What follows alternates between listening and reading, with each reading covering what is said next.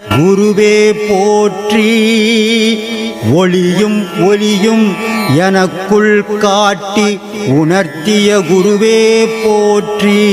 ரொம்ப சந்தோஷம். இவர் இந்த அம்மா இவர் விஓவாக இருக்கிறார், திருவள்ளூர் விஓவாக இருக்கார்.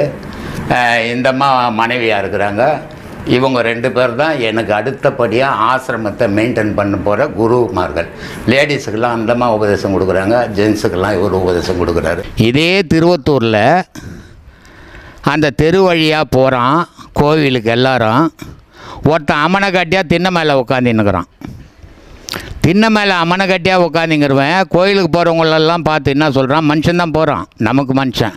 ஆனால் அவனுக்கு எப்படி தெரியுது, கழுத போகுது, நாய் போகுது, குதிரை போகுது அப்படின்னு உட்காந்துன்னுக்குறான். ஒரு நாள் வள்ளலார் போகிறார். அப்படி உடனே இவன் அம்மனை கட்டியாந்து, ஐயோ மனுஷன் வரான் மனுஷன் வரான் மனுஷன் வரான், துணி எடுத்து கட்டிக்கிறான். அப்போ யார் மனுஷன்? மனசு நாய் மாதிரியும் பேய் மாதிரியும் ஆகிப்போச்சு. இவெல்லாம் மனுஷன் இல்லைடா.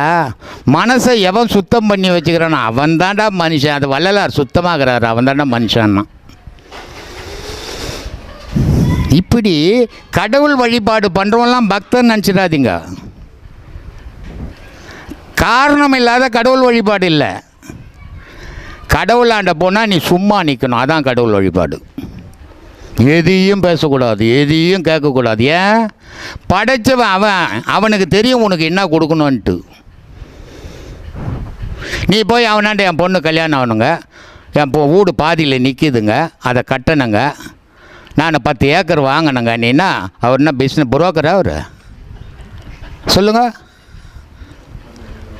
அமைதியாக நிற்கணும் கடவுளாண்ட. உனக்கு என்ன கொடுக்கணும்னு அவனுக்கு தெரியும், அவன் கொடுப்பான். நீ கேட்கறதெல்லாம் கொடுத்துன்னுக்கிறதுக்கு ஒன்றும் எடுபடி இல்லை. இதையெல்லாம் புரிஞ்சாதான் கடவுள் வழிபாடு. இதெல்லாம் புரியலாம் கடவுள் வழிபாடே கிடையாது. அவன் போலி பக்தி பண்ணுறான்னு அர்த்தம். நான் செய்தது அப்போ அதுவும் என்ன சேராது, உன்னையே சேரன்னு மிக சிறப்பாக சொன்ன ஒரு மிகப்பெரிய ஞான பாடல். இதில் வலைப்பட்ட கை மாதோடு மக்கள் எனும் தலைப்பட்டு அழிய தகுமோன்னு கிளைப்பட்டு சூர் உரமும் கிரியும் தொலைப்பட்டுருவ தொடு வேலவனே. தொலைப்பட்டு உருவ இந்த கிரி அப்படின்றதே நம்ம தலை சொன்னோம் இல்லையா. இதில் இருக்கக்கூடிய இரு வினைகள் தகுமோன்னு அதை கேட்குறாரு. இதை அழிக்கணும்னா தொலைப்பட்டுருவ தொடு வேலவனேனார். வேல் தொடுத்து இந்த கிரியில் இருக்கக்கூடிய பாவ புண்ணியங்களை ஒழிச்சு என்னை மனுஷனாக மாற்று. நான் மனுஷனாக இருக்கணும்.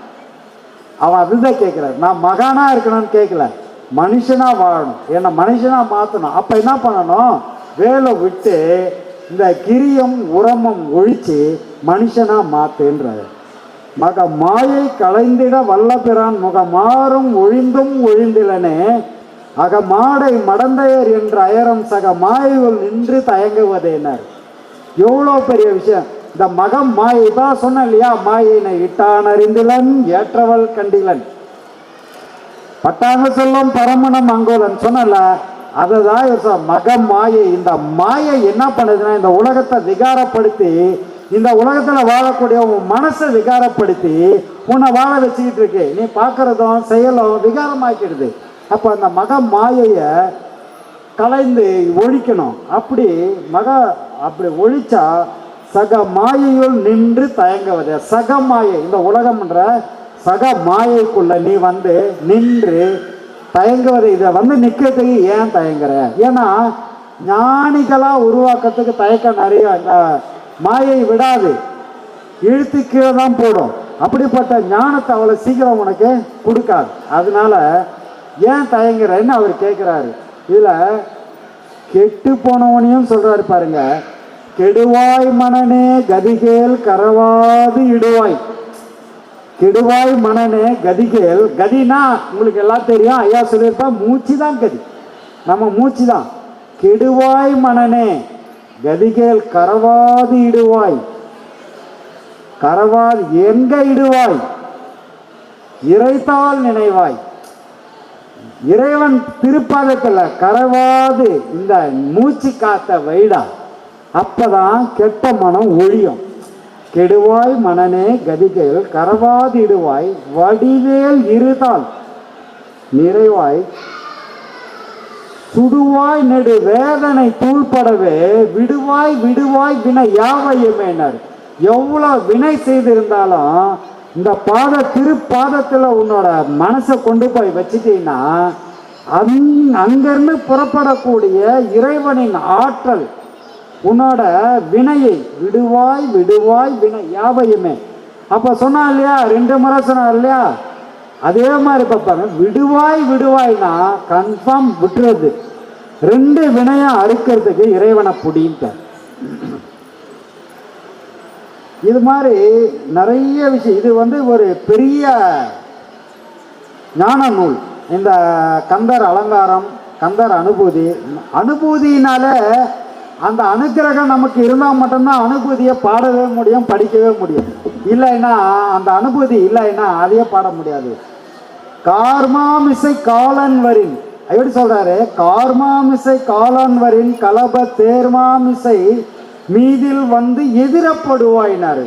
இப்போ நான் சொன்ன கொஞ்ச நேரத்துக்கு கார்மாமிசை மீதில் காலன், கார்மாமி கருப்பா கருத்த வெஞ்சிறை, அது அந்த மாதிரி கருப்பா அந்த காலன் எது மேலே வருவான்னா அந்த கார்மாமிசைன்ற கரிய அந்த மாட்டு மேலே, எருமாட்டு மேலே வரக்கூடிய அந்த காலன் வரும்போது நீ என்னை விட்டுறாத இறைவா, நீ எப்படி வருவ, தேர்மாமிசை மீதில் எதிரப்படுவாயின.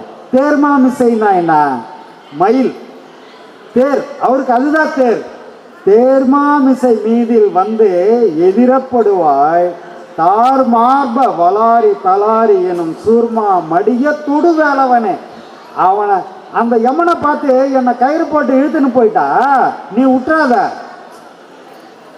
நீ தேர்மாமிசை எதிரப்படுவாய். எதிரப்பட்டதுக்கு அப்புறம் தார் மார்ப வளாரி தலாரி எனும் சூர்மா மடிய தொடு வேலவனேன்னாரு. என்ன சொன்னாருன்னா, வேலை விட்டு அவனை காலி பண்ண அந்த யமனை என்ன பிடிக்கிறான்.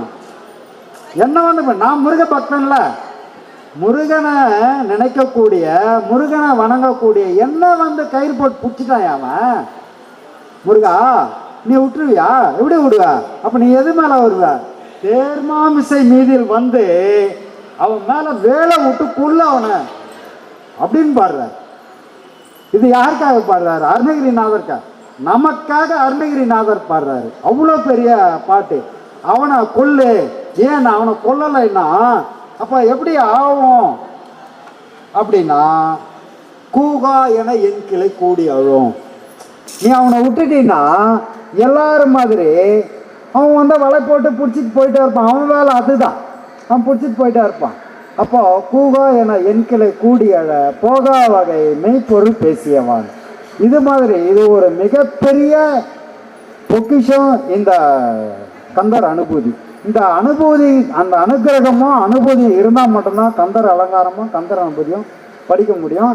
இதுவும் எழுதுனது அருணகிரிநாதர். அன்பே சிவம் மனமே குரு என்றுணர்த்திய குருவே போற்றி.